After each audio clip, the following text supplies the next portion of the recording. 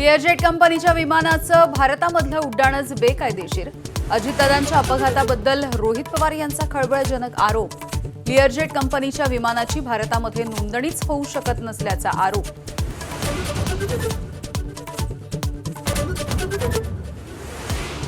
व्हीएसआर कंपनीचे अनेक राजकारण्यांसोबत संबंध. टीडीपीसह अनेक नेत्यांचा व्हीएसआरच्या मालकांसह व्यवसाय. कडक चौकशीसह कंपनीवरती कारवाईची रोहित पवार यांची मागणी.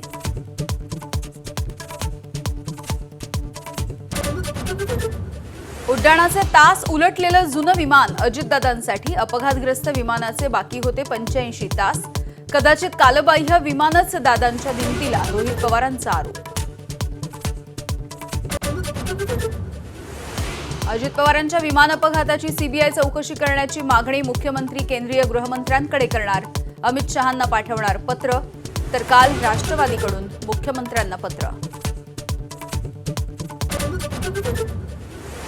एबीपी माझाच्या बातमीचा दणका. शाळांवरती अल्पसंख्याक दर्जाची खैरात करणाऱ्या अधिकाऱ्यावरती कारवाई.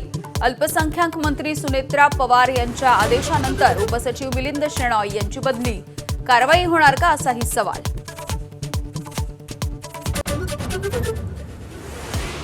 बंगालच्या उपसागरामध्ये युद्धनौकांची मांदियाळी. इंटरनॅशनल फ्लीट रिव्ह्यूसाठी 65 युद्धनौका डेरे दाखल.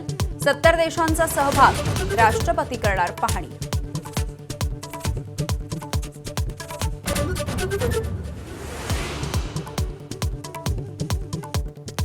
आणि 16 वर्षांखालील मुलामुलींना सोशल मीडिया बंदीची शक्यता. केंद्र सरकार नवा नियम आणणार. सोशल मीडिया कंपन्यांशी सरकारची चर्चा.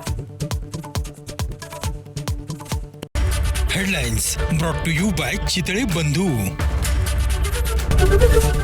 एबीपी माझा, उघडा डोळे बघा नीट.